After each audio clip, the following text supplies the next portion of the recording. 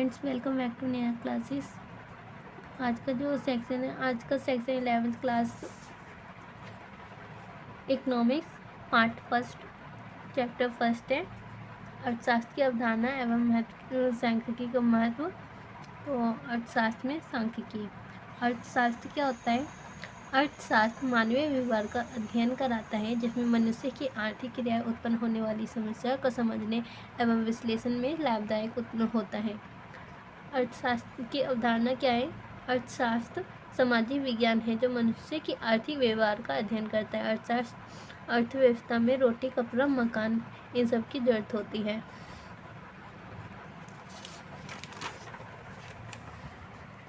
उत्पादन इकाइयाँ। उत्पादन इकाइयाँ प्रोडक्शन यूनिट वह सभी साधन जहाँ से धन उपार्जन किया जाता है। उत्पादन इकाइयाँ मिलकर अर्थव्यवस्था का निर्माण करती है। रोटी, कपड़ा और मकान, इन्हीं तीन कारकों के लिए मनुष्य अपनी आजीविका कमाता है एवं सभी प्रकार की आर्थिक क्रियाएं करता है। हम अपने दैनिक जीवन में बहुत सी क्रियाएं करते रहते हैं, जिनमें से कई धन उपार्जन से उद्देश्य से की जाती हैं, तो कई बिना किसी स्वार्थ एवं धन उपार्जन के उद्देश्य बिना की जाती है। जो दैनिक क्रियाएं हैं उनको दो एक्टिविटीज़ में बांटा गया है: आर्थिक क्रियाएं, गैर आर्थिक क्रियाएं। Economics activity, non economics activity. आर्थिक क्रियाएं क्या होती हैं? वह क्रिया जिसमें व्यक्ति धन व संपत्ति प्राप्त करके अपनी इच्छा पूर्ति कर सकता है, अर्थात धन उपार्जन के उद्देश्य से की गई सभी क्रियाएं आर्थिक क्रियाएं हैं। जैसे कपड़ा बेचना, नौकरी करना, मजदूरी करना आदि। संसार के सभी व्यक्ति उपभोक्ता हैं कि हम अपनी आवश्यकताओं को संतुष्टि के लिए विभिन्न वस्तु एवं सेवाओं का उपयोग करते हैं। जो हमारी आर्थिक क्रियाएं होती हैं इकोनॉमिक्स एक्टिविटीज़, उसमें उत्पादन, उपभोग, निवेश, विनिमय, वितरण, इसके बारे में पढ़ते हैं। जो हमारा उपभोग होता है, कंज्यूमशन होते हैं। उपभोग एक क्रिया है जिसके अंतर्गत हम अपनी आवश्यकताओं को प्रत्येक संतुष्टि के लिए वस्तु और सेवा का उपयोग, मूल्य का प्रयोग करते हैं। और वस्तु का उपभोग क्या होता है? भोजन लेना, चाय पीना, दूध पीना, कपड़े पहनना, कार चलाना, पुस्तक पढ़ना आदि वस्तु का उपभोग है। सेवाओं का उपभोग क्या है? डॉक्टर से इलाज कराना, दर्जी के कपड़े सिलवाना, मोची से जूते पॉलिश करवाना, शिक्षक से शिक्षा लेना, वकील से केस लड़ना आदि सेवाओं का उपभोग है। अब जो हमारा उत्पादन होता है, प्रोडक्शन होता है, वो क्या होता है? वह प्रक्रिया जिसके द्वारा कच्चे माल का उपयोग वस्तु में परिवर्तित कर वो उपभोग लायक बनाए जाते हैं, ताकि वस्तु को उपयोगिता तथा सेवाओं में वृद्धि की जा सके, उत्पादन कहलाता है। जैसे गेहूं एवं चीनी जैसे कच्चे माल का उपयोग से बिस्कुट बना के एक उत्पादन किया जाता है। मेडिकल कॉलेज द्वारा छात्रों को डॉक्टर बनाना और लॉ कॉलेज द्वारा छात्रों को वकील बनाना आदि सेवा क्षेत्र में उत्पादन के उदाहरण है। अब जो हमारा उत्पादक होता है वो क्या होता है? मैन्युफैक्चर वह व्यक्ति जो आय अर्जित करने के उद्देश्य से वस्तु या सेवा का उत्पादन करता है एवं उससे लाभ कमाता है, उत्पादक कहलाता है। जैसे किसान, लोहार, सोनार, वस्तु बनाने की कंपनी, सरकार आदि। कई क्षेत्र में सरकार भी उत्पादन का कार्य करती है, इसलिए वह भी एक उत्पादक है। आय क्या होता है? इनकम। हम अपनी सेवा या वस्तु को बदले में कुछ धन प्राप्त करते हैं, इसे ही आय कहते हैं। आय के देने मानसिक अथवा वार्षिक रूप से मापते हैं। बचत क्या होता है? बचत वह भाग जिसका उपयोग नहीं कर पाते, बचत कहलाते हैं। वह भाग जिसका हम उपभोग करते हैं, वह कहलाता है निवेश। वह प्रक्रिया जिसके द्वारा भविष्य में अधिक से अधिक वस्तु का उत्पादन, सेवाओं की वृद्धि करने के उद्देश्य से नई परिसंपत्ति एसेट्स का निर्माण किया जाता है, निवेश कहलाता है। वितरण एक क्रिया है जिसमें उत्पादन के कारकों जैसे भूमि, श्रम, पूंजी एवं उद्यम के बीच में आय का सही प्रकार से वितरण, ताकि अधिक से अधिक लाभ अर्जित किए जा सके। यह एक अध्ययन का विषय है जिसे वितरण का सिद्धांत कहा जाता है। अब जो उत्पादन के कारक कौन से? उत्पादन के 4 कारक होते हैं: भूमि, श्रम, पूंजी, उद्यम। जो हमारा भूमि होता है, भूमि से प्राप्त होता है किराया। जो हमारा श्रम होता है, श्रम से प्राप्त होता है मजदूरी। पूंजी से प्राप्त होता है ब्याज। धन से प्राप्त होता है लाभ। उपभोग, उत्पादन एवं वितरण ये 3 अर्थव्यवस्था के मूल घटक भी है। विनिमय क्या होता है? विनिमय एक आर्थिक क्रिया है जिसमें वस्तु एवं सेवाओं के खरीदी बिक्री से संबंधित है। आजकल विनिमय का क्रिया मुद्रा के रूप में किया जाता है। गैर आर्थिक क्रिया क्या होती है? वे सभी क्रियाएं जो बिना धन उपार्जन के विषय से की जाती हैं आर्थिक क्रियाएं कहलाती है। जैसे ये सामाजिक कार्य, धार्मिक कार्य, मनोरंजन करना, संगीत करना, माता पिता एवं भाई बहन की सेवा आदि। गैर आर्थिक क्रियाएं ये प्यार, सहानुभूति, कर्तव्य और देश प्रेम उद्देश्य से की जाती हैं।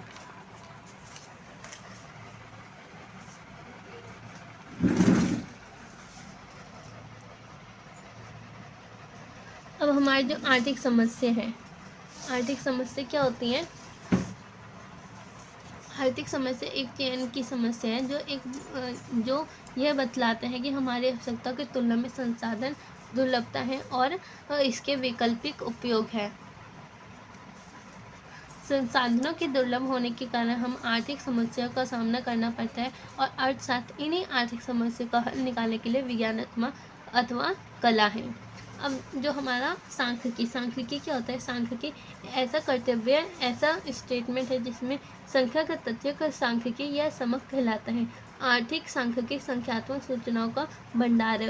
अब परिभाषा क्या है? वह विज्ञान जिसमें संख्यात्मक विश्लेषण के विभिन्न विधियों का अध्ययन करते हैं सांख्यिकी कहा जाता है। सांख्यिकी में केवल संख्यात्मक तथ्यों का अध्ययन किया जाता है, इसमें गुणात्मक तथ्यों का अध्ययन नहीं किया जाता। हाँ, सांख्यिकी संख्यात्मक सूचनाओं का भंडार है। सांख्यिकी की जन्मदाता। जर्मन में एक एवं प्रसिद्ध विधान ग्राटफाइड ओकेनवाल गोफ्टफ्राइड अकेनवाल 1749 में सांख्यिकी के दो प्रकार से परिभाषित किया है, बहुवचन सांख्यिकी के रूप में और एकवचन सांख्यिकी के रूप में। अब जो बहुवचन है संज्ञा के रूप में, बहुवचन संज्ञा के रूप में सांख्यिकी से अभिप्राय अंकों के व्यक्त की गई सूचनाएं अथवा आंकड़ों को जिसे हम सांख्यिकी विभिन्न विधियों का प्रयोग करते हैं। बहुवचन संज्ञा के रूप में सांख्यिकी की परिभाषा। बहुवचन संज्ञा के रूप में सांख्यिकी संख्यात्मक तथ्यों का समूह होता है जिसमें सभी समूहों की संख्या के रूप में प्रकट किया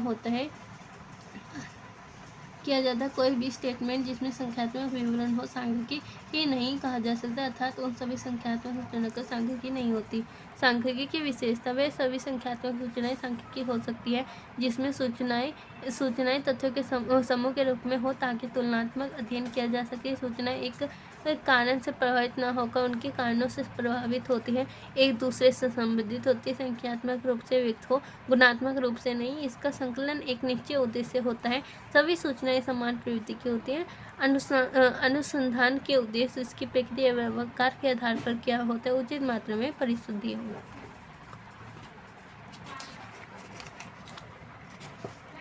वे सभी संख्यात्मक सूचनाएं सांख्यिकी नहीं हो सकती जिसकी तुलनात्मक अध्ययन संभव नहीं होती है। संख्यात्मक समूह में नहीं होता है, एक दूसरे से संबंधित नहीं होते। मान लो एक जो होते हैं रोजगार से संबंधित है और एक गरीबी से संबंधित है, ये दोनों एक दूसरे से संबंधित नहीं है तो ये तुलनात्मक भी नहीं किया जा सकता और एक दूसरे से संबंधित भी नहीं है। समान प्रवृत्ति की ना हो, अनेक कारणों से प्रभावित ना हो, अनेक संख्यात्मक विवरण ना हो। अब कोई अकेली संख्यात्मक सूचनाएं सांख्यिकी नहीं होती। कोई अकेली संख्यात्मक सूचनाएं सांख्यिकी नहीं होती क्योंकि इसका तुलना विश्लेषण नहीं किया जाता और ना ही इन पर कोई प्रकाश डाला जाता है। एक वचन संज्ञा के रूप में सांख्यिकी। एक वचन संज्ञा के रूप में सांख्यिकी का अभिप्राय सांख्यिकी के उन विधियों से जिसमें हम सांख्यिकी के संख्यात्मक आंकड़ों को संग्रहण करके प्रस्तुतिकरण, विश्लेषण एवं निवर्चन का अध्ययन करते हैं। एक वचन संज्ञा के रूप में सांख्यिकी के परिवर्तन वह विधि जो संख्यात्मक आंकड़ों का संकलन, वर्गीकरण, प्रस्तुतिकरण, विश्लेषण और निवर्चन का अध्ययन करती है, एक वचन सांख्यिकी कहते हैं। अब जो है हमारा सांख्यिकी से प्राप्त सांख्यिकी कहते हैं। उसके बाद है हमारा सांख्यिकी अध्ययन की अवस्थाएं अथवा विधियां। आंकड़ों का संकलन। अब जो हमारा एक वचन संज्ञा के रूप में हम जब सांख्यिकी का अध्ययन करते हैं तो उसमें पहले क्या होता है, आंकड़ों का संकलन करना। जब कोई अन्वेषक अपने अध्ययन के लिए आंकड़ों का स्वयं अथवा अन्य प्रकाशित या प्रकाशित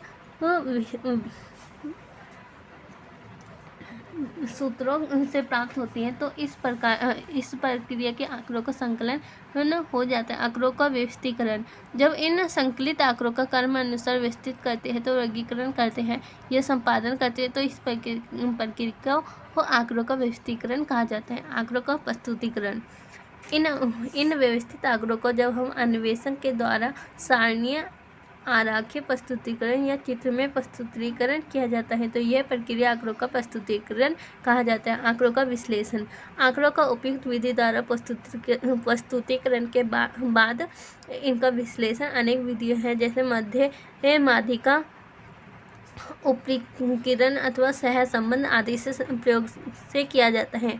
यह प्रक्रिया आंकड़ों का विश्लेषण कहा जाता है। आंकड़ों का निर्वचन, जब कोई अन्वेषक विश्लेषित आंकड़ों के आधार पर कोई निष्कर्ष निकलता है तो यह प्रक्रिया आंकड़ों का निर्वचन कहा जाता है। अब हमारे सांख्यिकी जो है विज्ञान एवं कला दोनों है। सांख्यिकी एक विज्ञान है। विज्ञान के भांति ही इसमें पूर्व अनुमान लगाए जा सकते हैं, इसका निष्कर्ष निकाला जा सकता है, इसमें शोध संभव है तथा इसकी सभी विधियां वैज्ञानिक मतों पर आधारित, व्यवस्थित एवं क्रमबद्ध होती हैं। सांख्यिकी विज्ञान के रूप में विशेषताएं, इसमें ज्ञान का क्रमबद्ध समूह और अध्ययन हो, इसकी विधियां जो होती है कर्मानुसार होती हैं, इसमें नियम सार्वभौमिक होते हैं, इसमें पूर्व अनुमान लगाने की क्षमता हो, जिसमें गतिशील का गुण हो, इसके कारण प्रभाव का संबंध स्पष्ट हो। सांख्यिकी कला के रूप में कहते हैं। कला का संबंध कार्य से, कार्य करने की क्रिया को कला कहते हैं, जिसमें हम कार्य करने का ढंग, कौशल, निपुणता, परिणाम और अनुभव प्राप्त होता है। यही कारण है कि सांख्यिकी कला भी कहा जाता है। सांख्यिकी कला के रूप में विशेषता, ये कार्य करने की व्यवस्थित ढंग को सिखाता है। कला लक्ष्य की ओर पहुंचता है। कला में आत्म, स्वयं एवं अनुभव की प्राप्ति होती है। कला की समस्याओं का समाधान मिलता है। कला में कौशल, निपुणता के साथ साथ परिणाम प्राप्त होता है। सांख्यिकी के कार्य क्या है? सांख्यिकी जटिल सूचना को सरल बनाती है। यह जटिल सूचना को विश्लेषण एवं निर्वचन योग्य बनाती है। सांख्यिकी तथ्यों का व्याख्या के रूप में प्रस्तुत करती है। सांख्यिकी ज्ञान एवं कला दोनों के रूप में कार्य करती है। सांख्यिकी विभिन्न मदों के बीच तुलनात्मक अध्ययन करती है। यह नीति निर्धारण एवं पूर्ण अनुमान में सहायक है। सांख्यिकी की सीमाएं,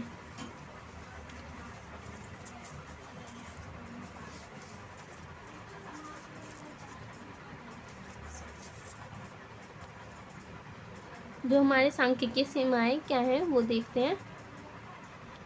तो हमारे सांख्यिकी की सीमाएं, गुणात्मक घटनाओं का अध्ययन नहीं होता, व्यक्ति इकाई से सरोकार नहीं रखती, निष्कर्ष केवल औसत रूप में हो सकते हैं, केवल विशेषज्ञ की इसकी सर्वोत्तम प्रयोग कर सकते हैं।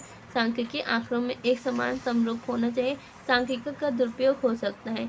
अर्थशास्त्र में सांख्यिकी के कार्य एवं महत्व, आर्थिक समस्या का परिणात्मक अभिव्यक्ति, विभिन्न समस्याएं चाहे बेरोजगारी हो या कीमत वृद्धि या घटते हुए, या विभिन्न समस्याएं चाहे बढ़ते हुए निर्यात की जा हो को समझने के लिए अर्थशास्त्री का सबसे पहले उसका परिणात्मक अभिव्यक्ति द्वारा उसका विस्तार का ज्ञान प्राप्त करना आवश्यक है।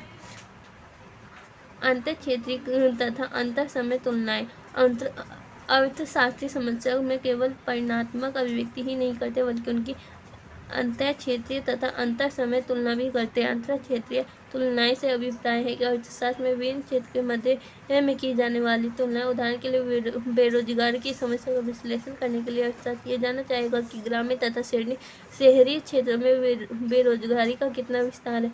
यह जानकारी प्राप्त चाहे कि शहरी क्षेत्रों में बेरोजगारी का कितना विस्तार है। यह जानकारी प्राप्त करना चाहेगा कि शहरी की जनसंख्या में पाई जाने वाली बेरोजगारी प्रतिशत की तुलना में ग्रामीण जनसंख्या में कितने प्रतिशत बेरोजगारी। अंतर समय की तुलना से ही यह अभिप्राय है कि समय के साथ किसी समस्या का विस्तार में कितना परिवर्तन हुआ है। कारण परिणाम संबंध ज्ञात करना, अर्थशास्त्री विभिन्न आंकड़ों का समूह में कारण परिणाम संबंध ज्ञात करने के लिए प्रयत्नशील होता है, जिसके फलस्वरूप से उनके लिए समस्या का प्रभावपूर्ण निर्धारण एवं विचार करना संभव हो जाता है। उदाहरण के लिए यदि संख्यात्मक अध्ययन के रूप में अर्थशास्त्री को यह ज्ञात होता है कि मांग की कमी होने के कारण अर्थव्यवस्था में निवेश में कमी होती है, प्रवृत्ति प्रकट हो रही है, तो वह सरकार का अर्थव्यवस्था में मांग के स्तर को बढ़ाने से संबंधित उपाय के विषय में सुझाव देंगे। आर्थिक सिद्धांत तथा आर्थिक मॉडल का निर्माण। ये संख्यात्मक आंकड़ों के विभिन्न समूह के बीच में स्थापित संख्यात्मक संबंध है जो आर्थिक महत्व के निष्कर्ष प्रस्तुत करता है। उदाहरण के लिए किसी वस्तु की कीमत तथा मांग में विपरीत संबंध एक पूर्व स्थापित संबंध है, इसलिए एक आर्थिक सिद्धांत का एक भाग है।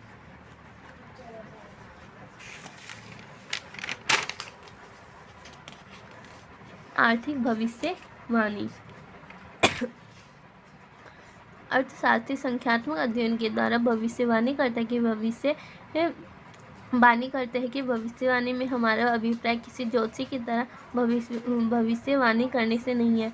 इसका अभिप्राय आर्थिक महत्व की कुछ घटनाओं का भविष्य में होने वाले परिवर्तन से संबंध में विचार प्रकट करने से। उदाहरण के लिए विभिन्न वर्ष में कीमत स्तर व्यवहार का अध्ययन करने के बाद अर्थशास्त्री एक संख्यात्मक भविष्यवाणी कर सकता है कि निकट भविष्य में कीमत स्तर की क्या प्रवृत्ति होने की संभावना है। इसके द्वारा हम भविष्य में की जाने वाली समस्या के संबंध में तैयार रहने के लिए सहायता मिलता है। नीतियों का निर्माण करता है।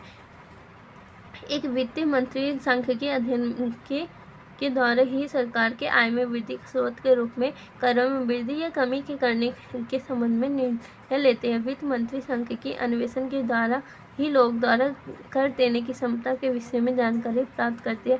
इसी के आधार पर करों की दर इस प्रकार निर्धारित करते कि अधिकतर संभव आय प्राप्त करने के लिए लोगों को त्याग करना पड़े। आर्थिक संतुलन।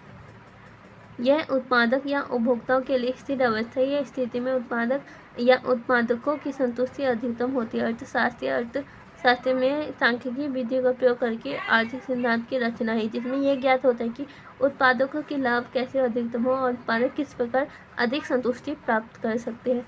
तो ये हमारा जो चैप्टर है वो कंप्लीट हुआ। ये मेरे हैंड राइटिंग नोट्स हैं, तो इसको एक बार जो टेलीग्राम चैनल है उसका लिंक मैं दे दूँगी, उसमें जाके आप इन सबको रीड कर सकते हैं और लिख भी सकते हैं।